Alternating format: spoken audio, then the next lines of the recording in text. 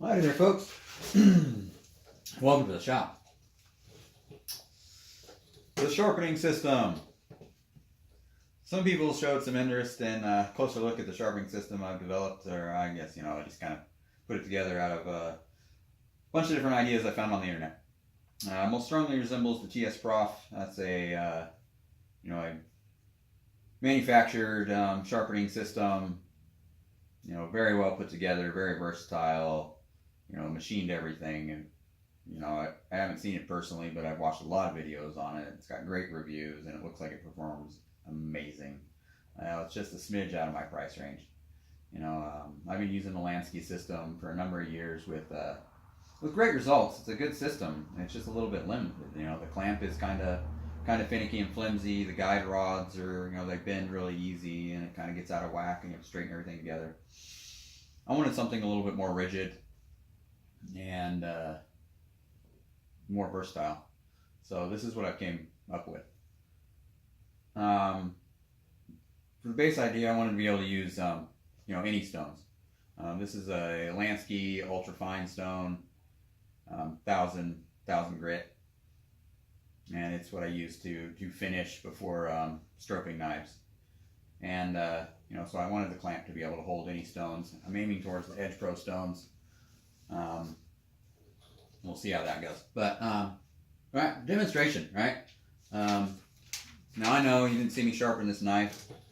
You'll just have to take my word for it. It's a Chicago Cutlery. Had it for a number of years. They were a gift. This is some it's a semi-newsprint out of a Harbor Freight magazine catalog. So pretty decent edge, due to a 20-degree finish on a stroke, green compound. From the heel all the way to the tip there, just cutting pretty decently. I don't know how well you can see that, but it's got a pretty clean edge on it. I'm happy with the results. It's only like the second one I've done on this system, so I still need to work out a few things, but for the most part, it's doing exactly what I wanted it to do. It was quicker than the Lansky, easier to set up. The rotation of the clamping mechanism made things a lot easier. The more rigid guide rod and system made everything easier. And yeah. So let's start here with the stone holder. So again, like I said before, I wanted to be able to utilize any stones. You could put a full-size whetstone in here if you wanted to and clamp it down and use it, but I've got the Lansky stones, so that's what I'm using until I can upgrade or get something better, but they're doing a fine job. So simple mechanism.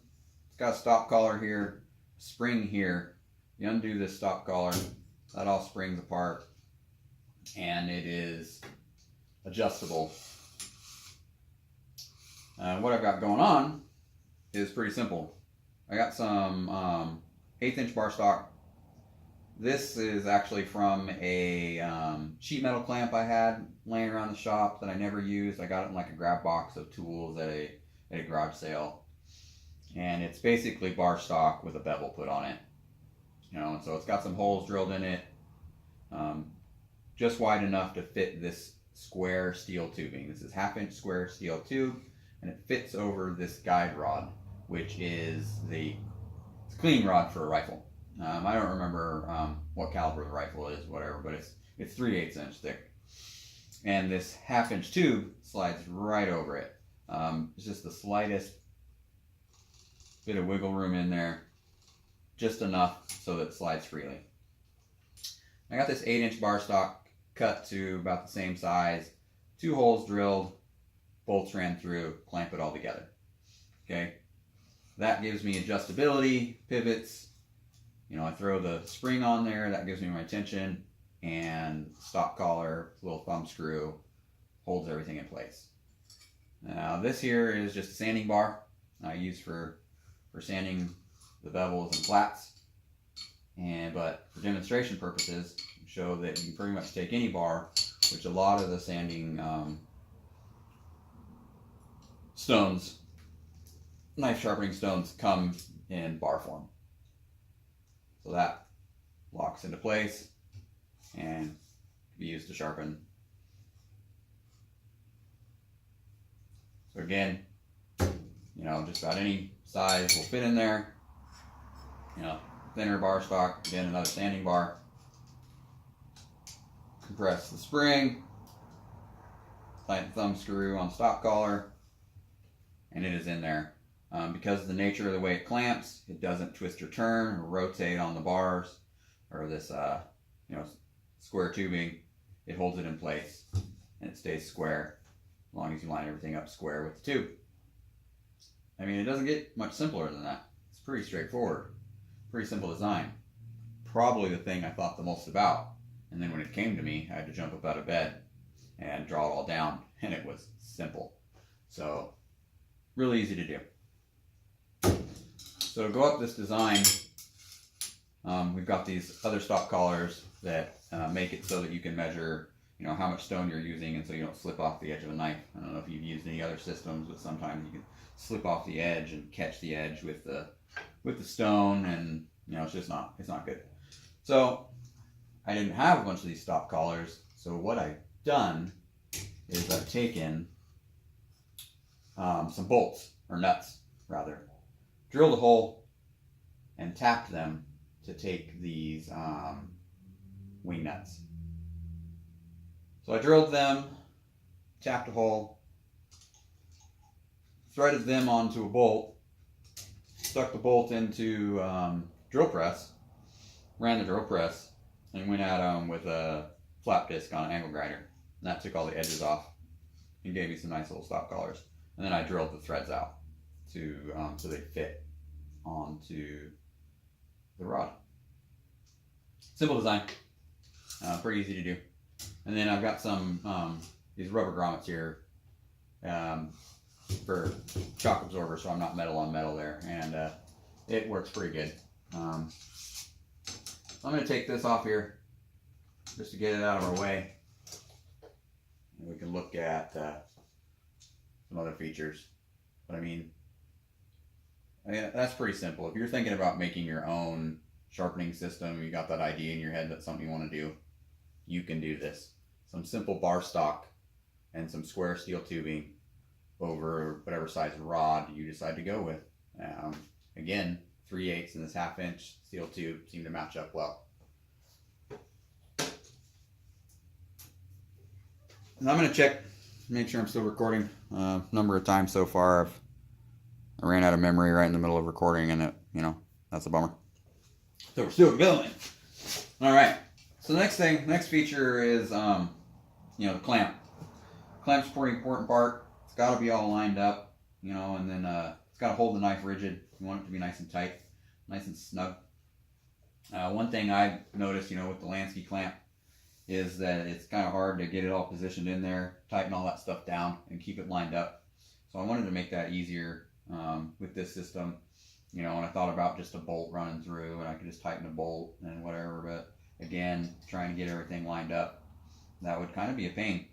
So what I came up with is this cam lever, and it's off a bicycle seat, a mountain bike. It's a seat to so you can adjust the seat up and down, and you just lock it in place with this cam lever, and it just rolls and applies tension and pulls on that nut. If you guys aren't familiar, that's what they look like, and that's just affixed in there just the way it would be on the seat. And when you tighten that down, that compresses these jaws that are on these bars, and the springs. I'll get into that in just a little bit.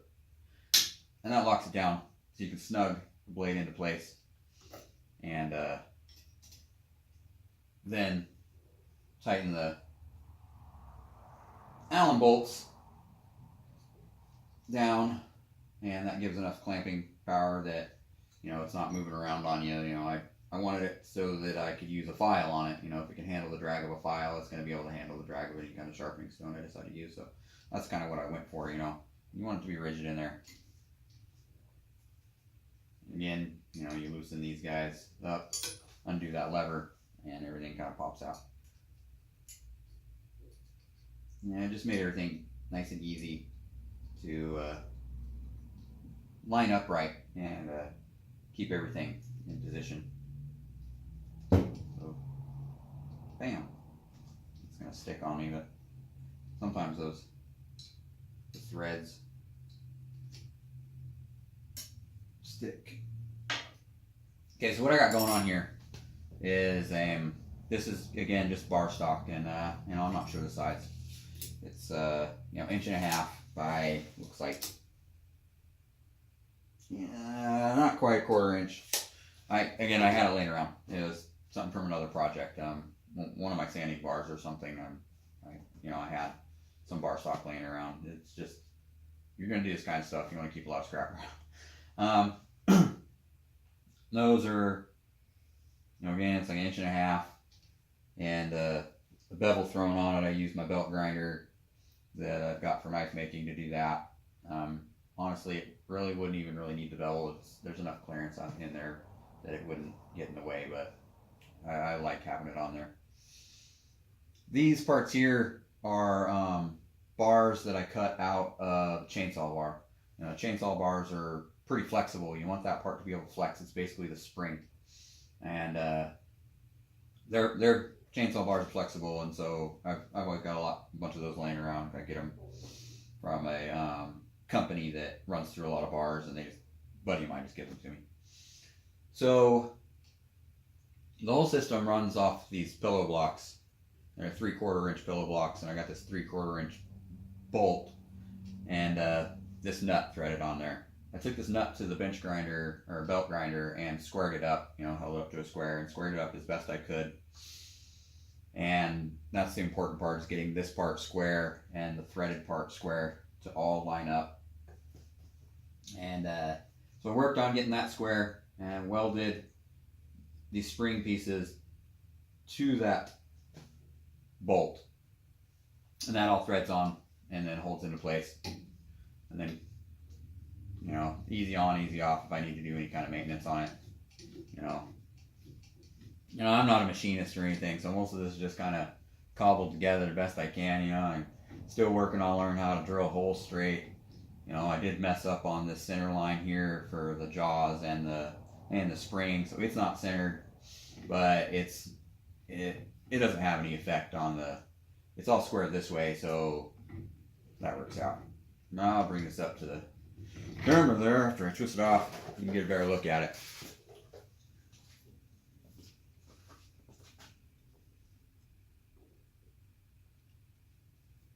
Again, having this part here on that bolt square is pretty important. So you want all that to line up just right.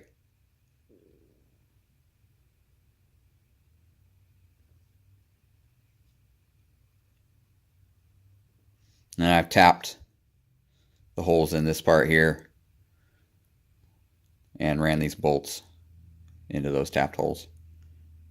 Yeah, you could probably, you know, countersink some nuts in there if you wanted to, if you didn't have a tap and die. You know, if you're going to build your own stuff, though, I recommend getting one. You can get one, cheap one. I think I picked mine up for like $20 at Harbor Freight. And I've been using it for a number of years now, so, you know, that $20 is well paid off. I only broke a couple of them, and I replaced them at Lowe's or big box store. So that threads onto here, lines up there. I'm going to take it right back off. I can pull this thing closer.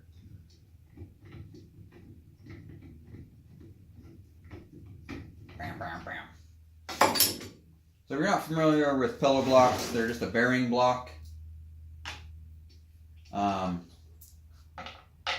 The bearing moves freely in there, and so they're self-leveling when you put two of them together. As long as they're on a flat surface and level, they adjust to level, so you're getting a straight, even plane out of these blocks. So as long as everything they're mounted to is level, the bar will be level, so you don't have to worry about that. So what I needed was a stop, so that this would be level with everything each time when I flipped and rotated. So simple little thumb screw here, and it's got a no threads on the end and a couple of nuts, and I've got another stop collar here, a larger one, a 3/4 one, and I've got some holes drilled in it on either side. And it's really important to get those holes lined up as perfect as you can get them. Measure 4 or 5 times, make sure your holes are all lined up. So this pin goes in there on either side, and then locks in place with a nut, and you can pull it out, rotate it, flip the whole system over, and then it's the same angle on every side. I'm getting a 0.4 degree variance from side to side in the clamp, but honestly, you can either adjust that when you rotate and clean that up, or as you come down, into the finer grits, that pretty much cleans itself up. 0.4 variance, in my opinion, is not a lot. It's not noticeable with the Sharpie test. When you color up the Sharpie and you go at it with there, it doesn't even pick up at the higher grit. You throw a higher grit stone on and you go washing that Sharpie off, that 0.4 degree variance isn't even registering. It's showing that I'm taking everything off evenly. Okay, so to me, that means that it's not going to affect my edge geometry that much, especially when you're talking about guys that are doing it by hand, and this is a hand ran system. Your pressure is going to change a few things here and there. So this whole system, pretty simple. Rotates, spins on this block. This is it's a 2x4 square steel tubing mounted. It just needed a riser. I wanted to get this up and elevated so it wasn't sitting way down flat. This is just a steel plate that I had laying around from another project, and that's just bolted onto that. This is an 1.5 inch square steel tube. I've got that welded in the back at 90 degrees. I'll grab tape and we'll kind of measure that. So if you guys have those questions, you can get to that. But what is that? It's like 9.5 inches by, we're going 6 inches. My spacing here is the 4 inches for my pillow blocks. And again, that's just measured to size. Again, I just had it laying around and it fit. That's 5 1/4 for the size of the pillow blocks, and 1.5 inch square tube. The 9.5 back, and I'm just 4 3/4 high on that riser. So we get into the adjustment for your angle. You need a pivot, and all this is bar stock. So we got this bar stock. I'm not sure what size it is. Let's measure it. So that's 1/2 inch, and this here is what is that? 3/8 bar stock that I had laying around, and that's just welded together. We got 3 inch by 3 inch on that. What's that one? And this piece here is 2 inch. Okay, and that's just welded square. This piece here is just a piece of round stock I had. It's got a hole drilled in the center. Very important to try to get that centered. It rotates, you want it to be the same. As it sits, as long as the pivot goes in while you're working, that's really not going to throw you off that much if you're off. It's just for repeatability, that I use the top or I use the bottom for what knife and whatever, but all that's adjustable. So what I've got here is just a nut, stop nut, and a bolt. It's a 5/8 bolt that I picked up at the big box store. It's their 10 inch, the biggest one they got with the longest chunk of threads. It's got 6 inches of thread. So I've got 6 inches of thread travel, and that goes into another nut that is welded into this 1.5 inch square steel tubing, and it threads into that and gives me my adjustability. So I can rotate this guy here and it goes up or down, and then my lock nut comes down. Throw that on there. Put a little squeeze on her. I was thinking about drilling a hole and putting a bar on there so I don't have to use a tool, but I haven't gotten around to that yet. And yeah, nice and rigid in there. So this guy here is a coupler for like an arbor for a motor. Again, I just had it laying around from another project. So it takes a 5/8 and connects another 5/8, like an extension if you wanted to extend your arbor on a motor. And so I've got the top part of the bolt cut off, right, and the bottom threaded part with just the clean non-threaded part. Those fit together in there, and this bearing. I'm not sure what size bearing it is, but it comes off a pulley from like an F350 or something, a pulley assembly off an F350. It's the idler wheel bearing. I got a bunch of those for the first belt grinder I built. I use those idlers as my wheel. So I've got a bunch of those bearings sitting around, and that sits on there, and it's just all tight enough that it spins on that, sits on that bearing and spins freely. Okay. Now these guys here, they're just again, I don't know what they are. I had them. They're some kind of threaded pin. Okay, it's threaded. So I've taken a bolt that I had and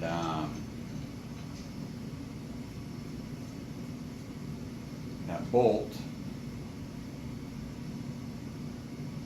threads both into this round bar, it's tapped and threaded, and into this pin. And those just act as the pins for the rotation. Not just all screws together. And gives me a pretty solid pivot. Like very little play back or forth. So when I'm pushing up and down, it's not, I tested it with the angle gauge and it doesn't even register. So that little bit of play doesn't even register with the angle gauge when I throw it on there and push back on it. So when I'm up or down stroke, when I'm pushing or pulling, it doesn't change it a lot. So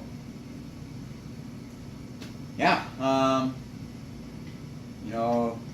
it's pretty simple construction really when it comes down to it.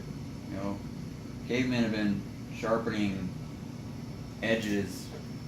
They sharpened edges on stones for a really long time, so this isn't rocket science. It's just a matter of repeatability, things staying the same, and giving yourself some kind of precision. So this setup was really easy for me to put together. I did it in like a weekend, and like I've said numerous times, it's all stuff I had laying around the shop. So it's a lot of scrap parts, and I had these pillow blocks from the pulley system for my first belt grinder. They've been sitting on that window seal over here for a year now, and I finally thought of something I could use them for, and this is what I came up with. So I think I've covered everything I wanted to cover. Again, getting those jaws square. Take the time to get that bolt nice and square and centered. So it's centered on here, and the measurements from here to here are the same, so that'll be square. When you thread this on, make sure that this is centered and squared. I think it could probably be offset because of the pivot. It wouldn't have to really be, super squared or centered. I tried to do it as square as I could just because.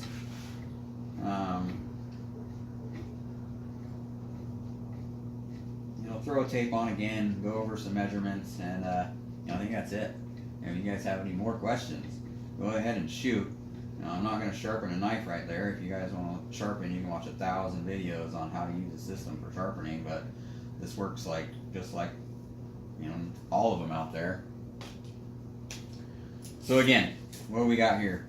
We've got from my measure over the top of my nut, the spring bars are made out of a chainsaw bar. Those are 5 inches. So they're 5 by 1s. We got these guys at 1.5 inches by 3 3/4. Okay, the whole bolt there is a 10-inch bolt. That's 3/4 inch bolt that fits into 3/4 inch pillow blocks. Those are spaced out on a 2x4 square steel tube. Up there's 9.5. We got the 3 inch, 1.5 inch, the 5 inches. Again, this was a 10-inch bolt, 6 inches of travel of thread. You could probably just use some all thread.